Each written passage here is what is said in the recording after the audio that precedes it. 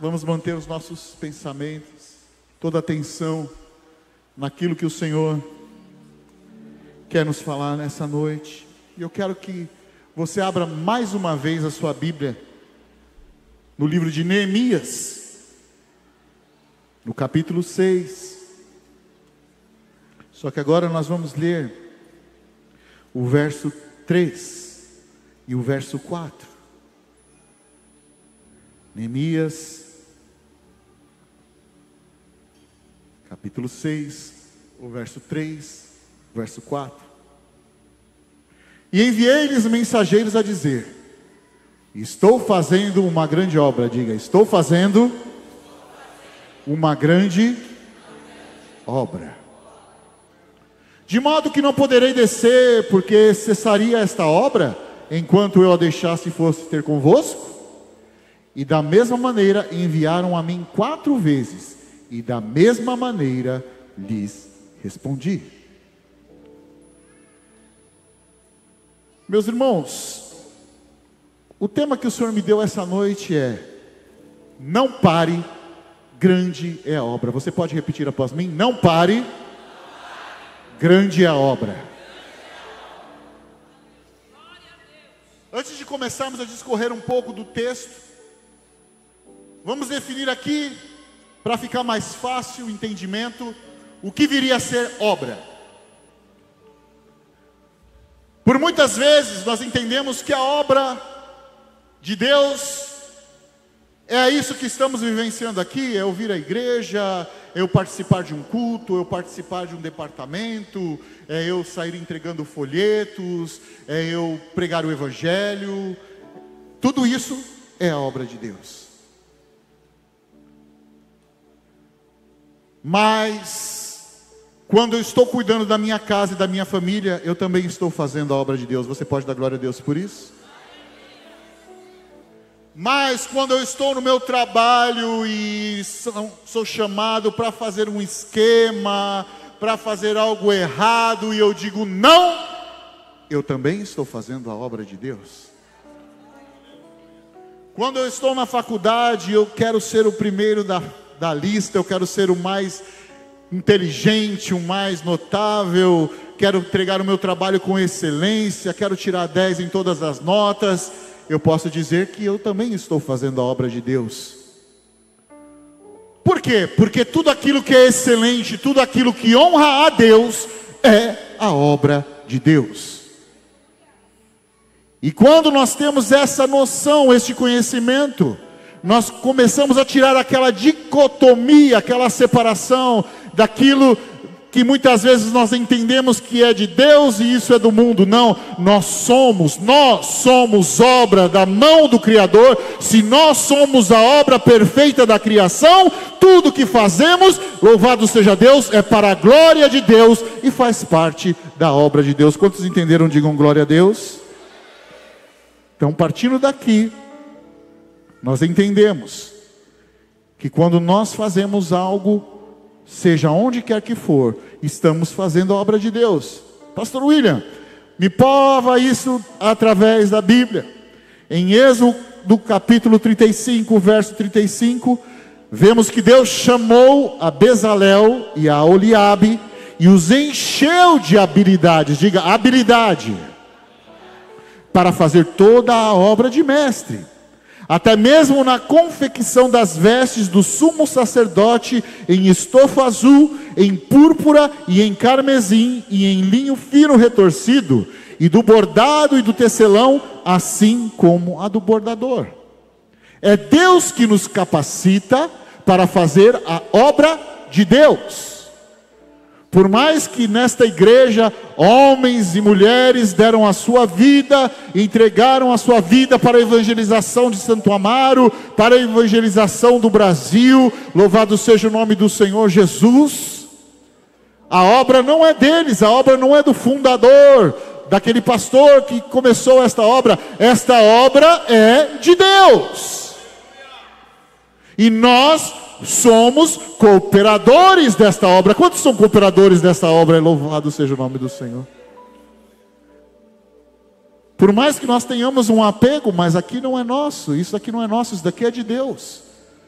Por isso, quando eu venho diante deste púlpito, diante dessa tribuna, para pregar a palavra do Senhor, o peso que é a mim reputado, meu irmão e minha irmã, é de grande soma. Por quê? Porque eu não estou falando com qualquer pessoa, eu estou falando com a igreja de Deus, obra do sacrifício de Jesus Cristo na cruz do Calvário, ao derramar o teu sangue até a última gota para perdoar os nossos pecados. Então eu estou falando com pessoas resgatadas pela obra salvífica de Jesus Cristo. Quantos entenderam? De glória a Deus? É grande a responsabilidade. Então, abrindo esse parênteses aqui para a gente entender o que é a obra de Deus, vamos entrar aqui no texto. Primeiro, entender quem era Neemias. Neemias era o copeiro do rei da Pérsia, hoje a Síria, mas chamado também por Deus para reconstruir os muros de Jerusalém. Um homem de oração, um homem de coragem, um homem que tinha a liderança em suas mãos. E Neemias estava lá, na Pérsia. Ele era cooperador do rei, ele estava com a vida, meu irmão. Olha, ganha. Era morrer ali, estava com a vida feita. Morava no palácio, comia do bom, do melhor, se vestia do melhor, de tudo aquilo que ele podia querer. Mas chegou ao ouvido dele que Jerusalém estava destroçada, que os muros estavam destruídos, estavam derribados. E aquilo, meu irmão, tomou uma tristeza tão grande no coração de Neemias, que ele falou: não posso ficar aqui, vivendo nesse luxo, vivendo toda essa mordomia, enquanto Jerusalém está devastada, está abandonada, está lá largada. E ele muito se entristeceu. E ouvindo aquela situação, se você voltar alguns capítulos, em Neemias no capítulo 1, verso 3 e 4, quando ele ouve aquela notícia, ele chora de tristeza, ele chora de angústia.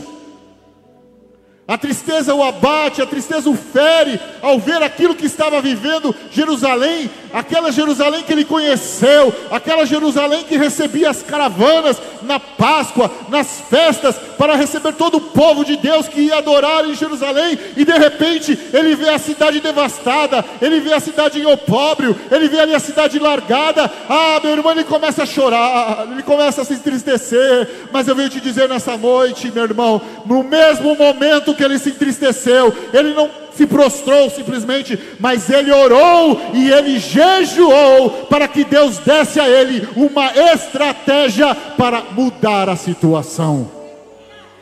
E eu quero que você já levante a sua mão nesta noite, que eu vou profetizar na tua vida. Se você começar a orar, se você começar a jejuar, o Senhor irá revelar o sobrenatural na tua vida e começará a te dar estratégias espirituais para viver o novo de Deus na sua vida. Você pode dar glória a Deus por isso? Ele tinha um compromisso com Deus e com o seu povo.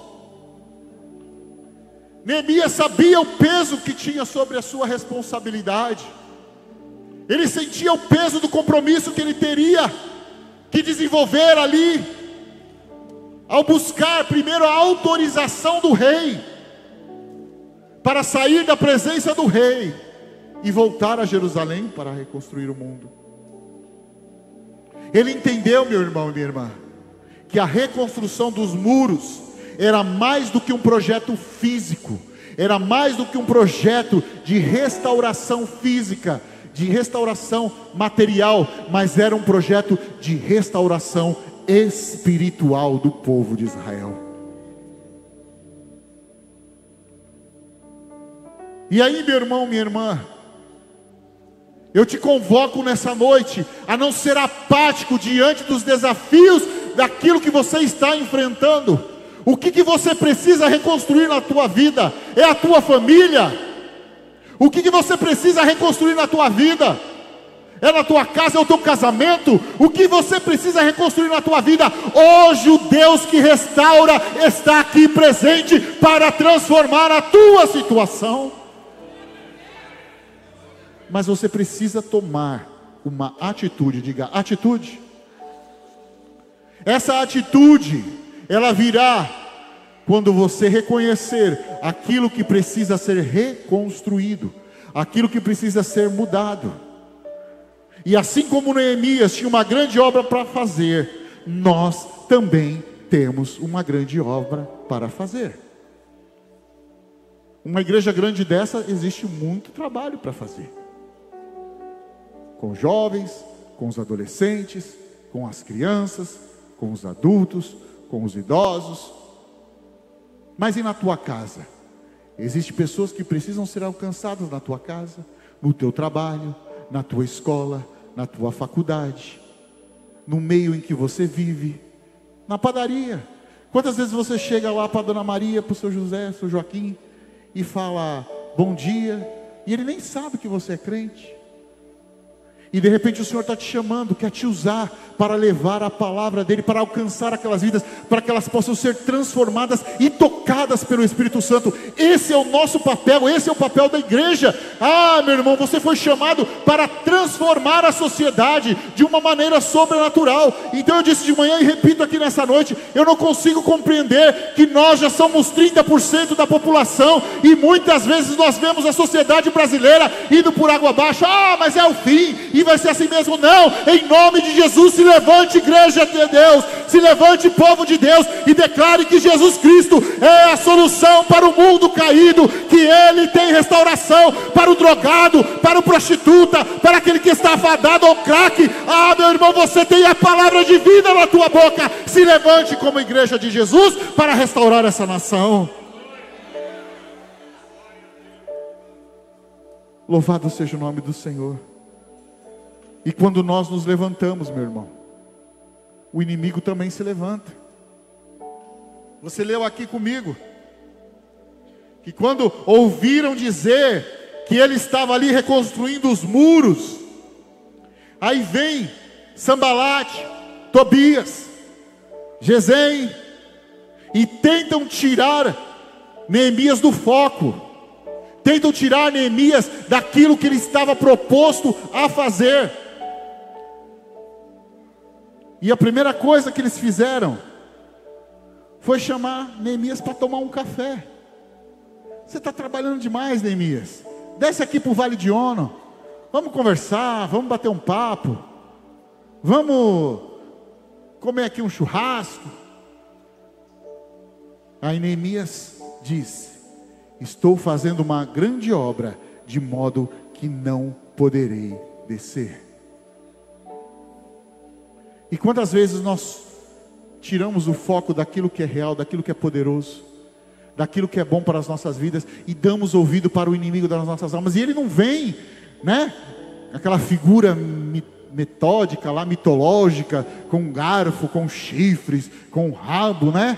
Não, ele vem muitas vezes como um anjo de luz para tentar nos tirar do foco daquilo que Deus quer fazer nas nossas vidas. Mas nessa noite eu venho te dizer, meu irmão e minha irmã, o Senhor te esclarecerá, o Senhor te dará estratégias, o Senhor te dará, louvado seja Deus, a arma, a ferramenta certa para você vencer ao inimigo. Mas você precisa estar no foco. Diga: eu preciso estar focado. O inimigo não pode tirar a sua distração, por melhores ofertas que ele te faça. Um exemplo é Jesus no deserto. Jesus estava no deserto, e o diabo apareceu para ele, depois que ele foi batizado no Rio Jordão. E aí ele começou a oferecer a Jesus: olha, se me prostrares, te darei todos os reinos da terra. E qual foi a estratégia que Jesus usou para refutar o diabo? Está escrito que nem só de pão viverá o homem, mas de toda a palavra que procede da boca de Deus. O interessante é que o diabo também usou a Bíblia para tentar enganar a Jesus. Ele falou assim: porque lança-te daqui de cima do pináculo do templo, porque a palavra diz lá nos Salmos que teu pé não vai tropeçar em nenhuma pedra, nenhum mal vai te suceder. E ele expulsou a Satanás. E eu te digo nessa noite: seja corajoso, não seja temeroso não, meu irmão e minha irmã, porque o diabo vem por um caminho, mas ele fugirá de diante de ti por 7 caminhos, se você resistir ao diabo. Porque o pecado, a tentação, aquilo que nos traz mal, a Bíblia diz que nós temos que fugir da aparência do mal. Foge! Foge daquilo que pode te trazer, te tirar da presença de Deus, daquilo que pode te trazer, muitas vezes, um dano na sua vida espiritual. Mas o diabo, você tem que ser corajoso e resistir o diabo, e ele fugirá de vós. Louvado seja o nome do Senhor Jesus. Se você acredita, levante a sua mão e glorifique o nome do Senhor. E assim foi com Neemias, ele permaneceu, ele resistiu às palavras dos amigos, ditos amigos, mas na verdade inimigos. E quantas vezes somos distraídos pelas situações da vida, o excesso de trabalho, rede social, relacionamentos tóxicos, aquela pessoa que toda hora está ligando para você, toda hora quer saber onde você está, pecados ocultos, que nos afastam da presença de Deus, para nos tirar do foco. E aí existe um ditado lá fora que fala assim: olha, você não pode ficar no muro, né? Geralmente a pessoa que está no muro é aquela pessoa que está indecisa, né? Não vai nem para um lado nem para o outro. Mas nessa noite eu venho te dizer: não desça do muro. Não desça do muro, faça como Neemias. Aqui eu só saio quando a obra estiver completa. Daqui eu só saio quando o Senhor me abençoar. Daqui eu só saio quando o Senhor me curar. Daqui eu só saio quando o Senhor restaurar a minha família. Daqui eu só saio quando o Senhor restaurar a minha casa. Daqui eu só saio quando o Senhor restaurar a minha vida espiritual. Não abra mão da reconstrução. Não abra mão daquilo que o Senhor tem colocado na tua vida. Louvado seja o nome do Senhor.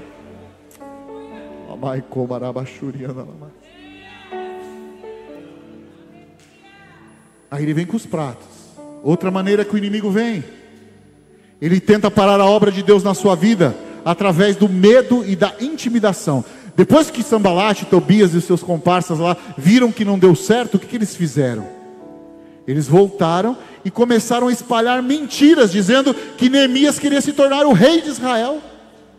Ele queria se tornar o rei daquela nação. E começou a espalhar. E aí Neemias disse: olha, tu é um baita de um mentiroso. Eu não vou descer. Eu não vou descer deste muro. Eu vou permanecer aqui até que termine aquilo que eu tenho me proposto a fazer. E quantas vezes muitos pararam porque foram afrontados pelo inimigo, foram afrontados pelo diabo, ou por alguém da família, dizendo uma mentira, uma calúnia contra a tua vida. Mas eu venho te dizer nessa noite, meu irmão, faça como Neemias, ao ouvir aquelas mentiras, ao ouvir aquelas calúnias, dizendo que ele queria tomar a cidade, dizendo que ele queria ser o rei. No verso 9 ele diz assim: agora pois, ó Deus, esforça as minhas mãos. Em outras palavras, agora pois, ó Deus, me dá mais força, porque agora eu vou com tudo para cima. Meu irmão, se levante nessa noite como profeta de Deus, como profetisa do Senhor. Não deixe que o diabo te abata, mas se levante nessa noite poderosamente através do Espírito Santo de Deus na tua vida. Ele não se amedrontou. Pelo contrário, quando ele viu a situação, ele falou: não, está errado, você é um mentiroso, e agora que eu vou para cima com tudo, eu não vou temer, eu não vou me amedrontar diante das mentiras e das calúnias. Quem conhece a nossa história aqui sabe, nosso povo passava aqui: essa igreja aqui vai virar casa de morcego. Eu falei de manhã: olha quantos morceguinhos bonitinhos aqui, tudo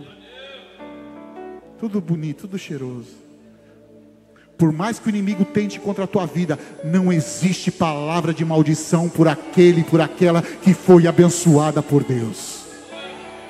Não existe palavra de maldição por aquele e por aquela a quem Deus abençoou. E se você é abençoado nessa noite, levante a sua mão e glorifique o nome do Senhor Jesus, porque Ele tem cuidado de você. Você é abençoado, você é abençoada, você é amado, você é querido, você é separado e escolhido pelo Deus eterno. Um exemplo que temos é Pedro. Jesus chama Pedro: vem Pedro, vem andar comigo sobre as águas. O erro de Pedro foi que ele tirou o foco. Jesus estava ali: vem Pedro. Mas o vento forte tirou o foco de Pedro. E o medo fez com que ele começasse a afundar. O medo fez com que ele voltasse ao velho Pedro e tirasse o foco dos olhos do mestre. E eu venho te dizer nessa noite: não tire os olhos de Jesus. Foca no mestre. Foca nele. Contemple os olhos dele hoje olhando para você e dizendo: vem filho, vem filha. Você não está sozinho, você não está sozinha. Eu te tomo pela tua mão direita e te digo nessa noite: tu és meu, tu és minha. E você vai atravessar esse mar aos pés secos, porque Ele tem cuidado de cada um de nós. O medo nos paralisa, mas a fé nos faz continuar. O medo nos paralisa, mas a fé faz que consigamos viver o sobrenatural. O medo nos paralisa, mas nessa noite eu te digo: você vai viver os milagres de Deus sobre a tua vida, se você focar no mestre. Foca em Jesus, que você vai viver o teu milagre nessa noite. Qual é o teu medo? É o medo do futuro? É o medo de ser mandado embora? É o medo de morrer? Qual é o medo que você tem? Lança sobre ele todo o teu medo, toda a tua ansiedade, todos os teus traumas, tudo aquilo que você ouviu, que falaram que você não ia conseguir, que você não era ninguém, que você não era nada. O Senhor te diz nessa noite: eu te faço uma nova criatura. Mude a maneira de pensar. Receba nessa noite uma metanoia, uma mente nova, a mente de Cristo, para viver o melhor de Deus sobre a tua vida. Se você acredita nisso, glorifica o nome do Senhor.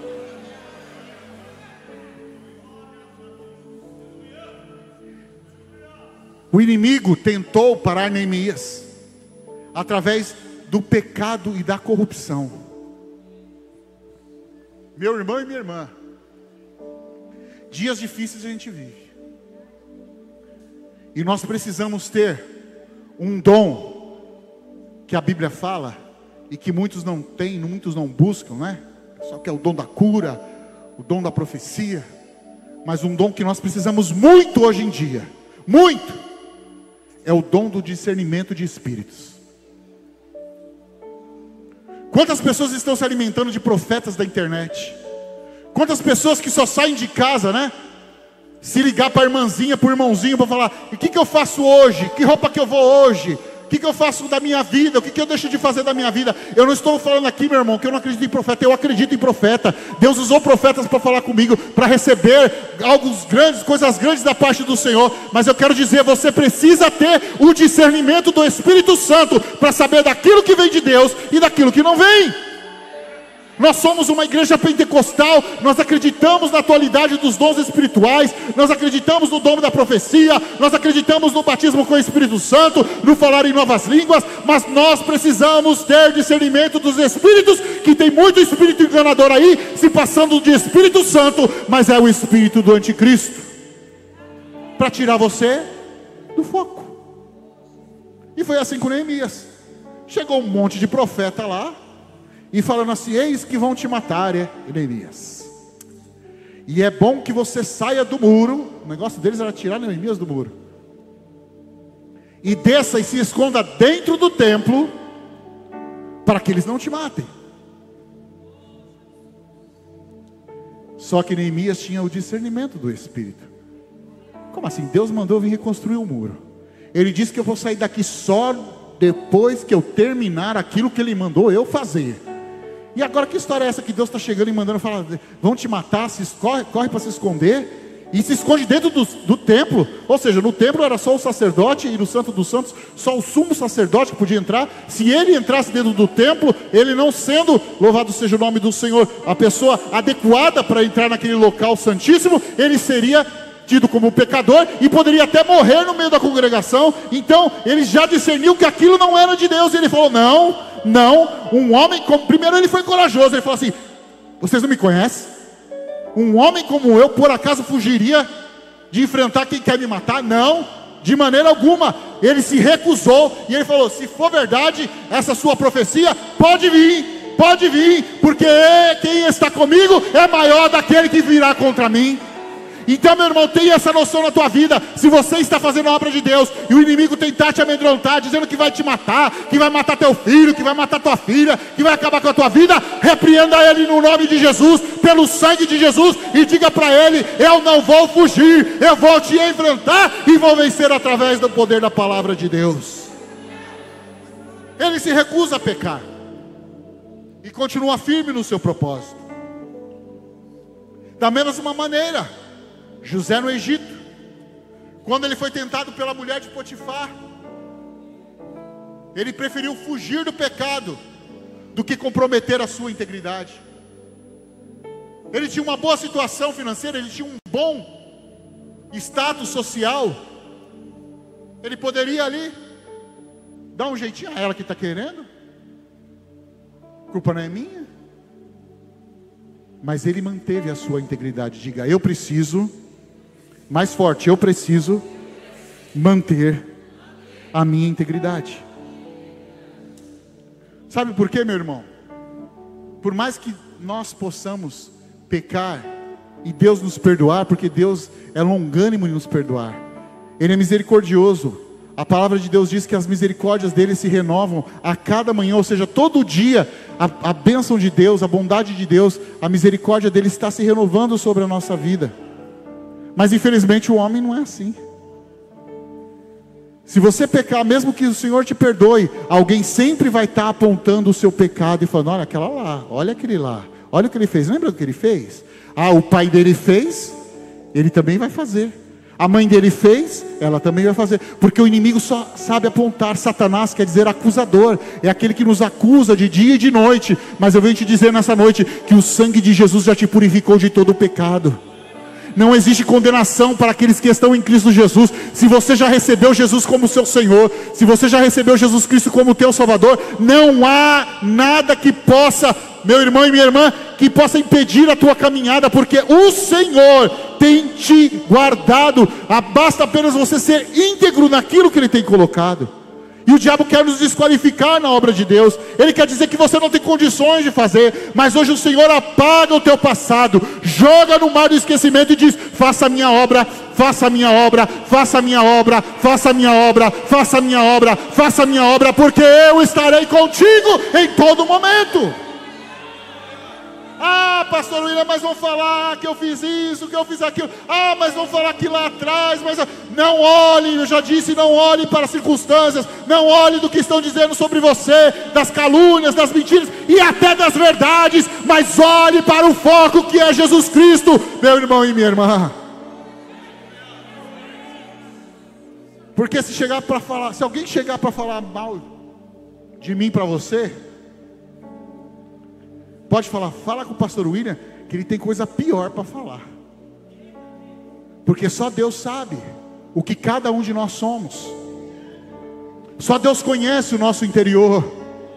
Só Ele que sonda cada um de nós. Ele sabe aqueles que estão com sinceridade, né? Aqueles que não têm cera, aqueles que não têm máscara na sua cara, aqueles que não vivem de capa, mas aqueles que vivem verdadeiramente o Evangelho de Cristo, e daqueles que estão simplesmente numa demonstração artística. Mas o Senhor conhece os verdadeiros adoradores, e os verdadeiros adoradores o adoram em espírito e em verdade.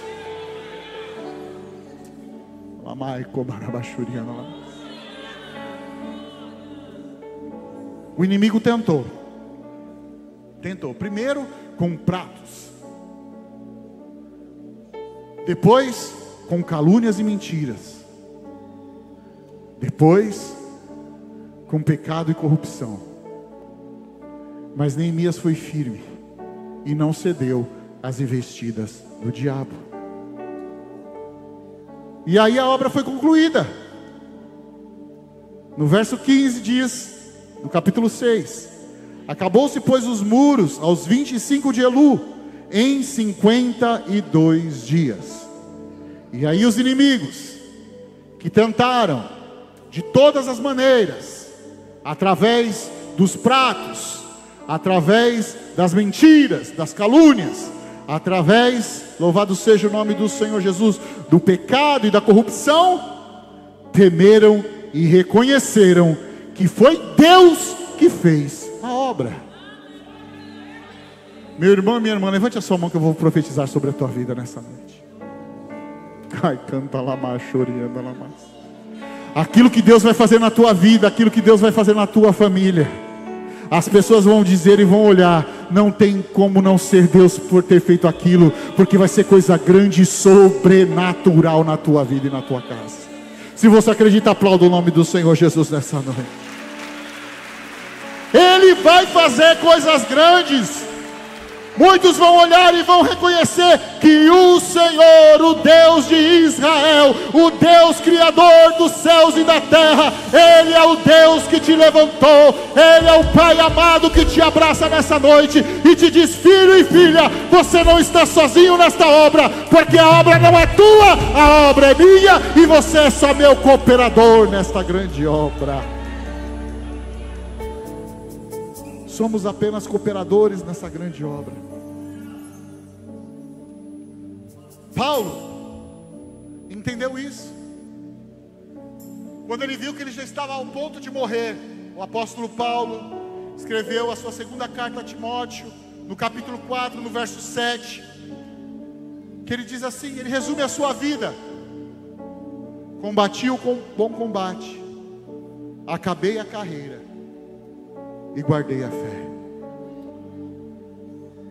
Que coisa maravilhosa. Ele já estava vendo a morte diante de si. Ele sabia que ele seria martirizado. Ele sabia que ele seria morto. Mas ele sabia que o seu propósito, que o seu foco havia sido concretizado.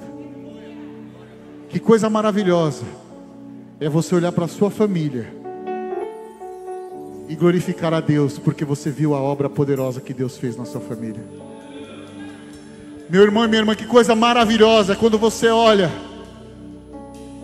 para a sua vida espiritual e vê que você era uma pessoa mundana, uma pessoa que bebia, que fumava, que fazia tudo que o mundo oferecia, e agora você se vê no momento que você busca a presença de Deus, busca a santidade do Senhor a todo momento, e você olha para a sua vida e fala: olha quem eu era e olha quem eu sou hoje.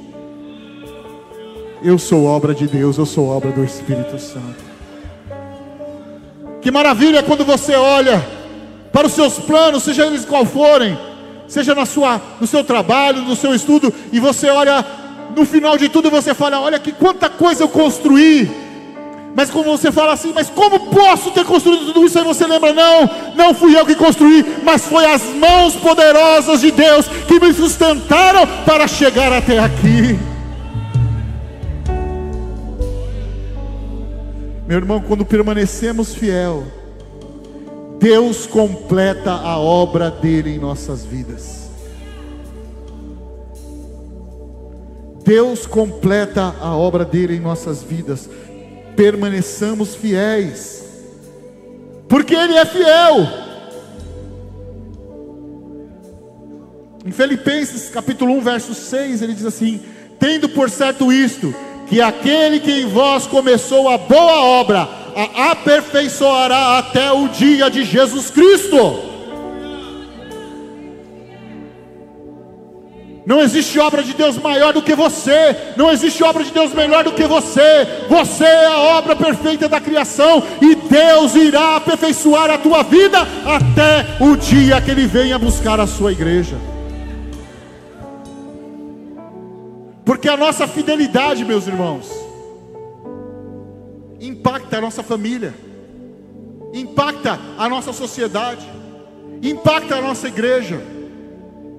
Quando as pessoas olham para a gente e vê a luta que estamos passando e diz como ele consegue, como ela consegue, é porque nós temos o nosso foco em Cristo Jesus, e a obra do Senhor está se aperfeiçoando na nossa fraqueza. Na nossa fraqueza, você não vai vencer pela tua força, mas você vai vencer pela força daquele que te chamou.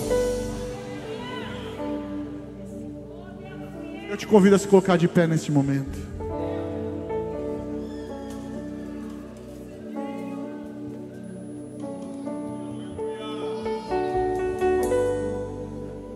Você quer ser a obra de Deus perfeita, agradável a Deus? Então seja a obra de Deus na sua família, na sua casa. Seja a sua melhor versão na sua casa. Como eu digo, Não adianta ser aqui para todo mundo olhar, para todo mundo ver como você é legalzinho, como você é bonitinho, como você é bonitinha, mas dentro da tua casa só existe gritaria, só existe xingamento. O Senhor te chama nesta noite, seja a sua melhor versão dentro da tua casa, para a tua família, para os teus filhos, para a tua esposa, para o teu marido, para restaurar a tua casa. Seja obra de Deus na igreja, sirva com fidelidade. A igreja precisa de pessoas fiéis, que permaneçam firmes no chamado. Quantas vezes nós temos aqui exemplos, que acompanhamos aqui na liderança da igreja. Às vezes chega a pessoa toda: pastor, quero trabalhar. Tá bom, meu querido, aqui não falta trabalho, pode, né? Como dizia o nosso antigo pastor João Galdino: quer trabalhar, tem trabalho, mas se veio para dar trabalho, corta o pescoço.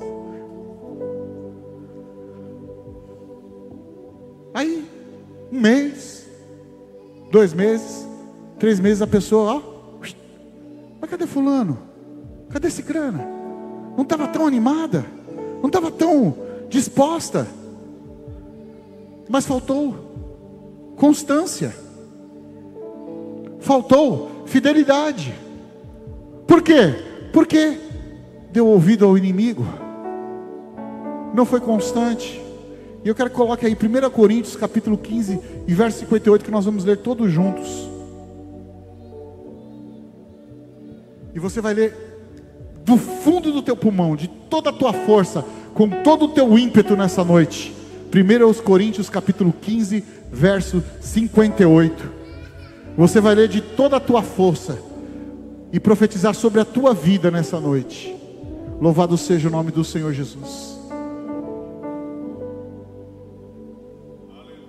No 3, 1, 2, 3. Portanto,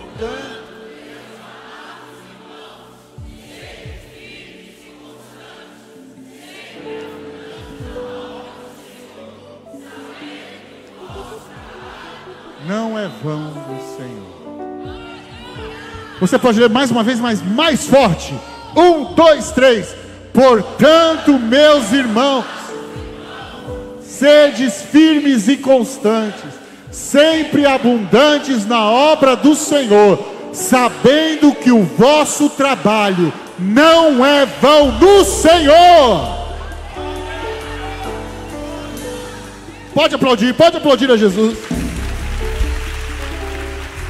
Seja fiel, persevere. Neemias não parou porque sabia que a obra era grande e que Deus estava com ele. O inimigo tentará nos distrair, intimidar, nos levar a pecar, mas nós não podemos tirar o foco. Jesus está conosco, Jesus está conosco. Você está enfrentando lutas para fazer a obra de Deus? Hoje é o dia de renovar as tuas forças, porque o teu trabalho não é vão no Senhor. Você não vai parar, porque grande é a obra, grande é a obra, grande é a obra do Senhor na tua vida.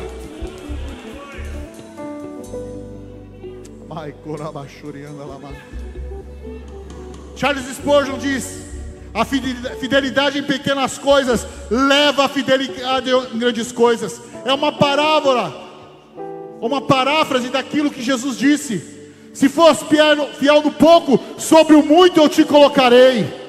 Seja fiel naquilo que o Senhor tem te colocado. Seja fiel, seja uma igreja viva, seja no departamento da igreja, seja na música, seja na pregação, seja entregar o folheto lá fora, seja cuidar da tua casa, do teu marido, dos teus filhos, da tua esposa. Seja fiel no pouco, porque muita coisa grande o Senhor tem para entregar na tua vida.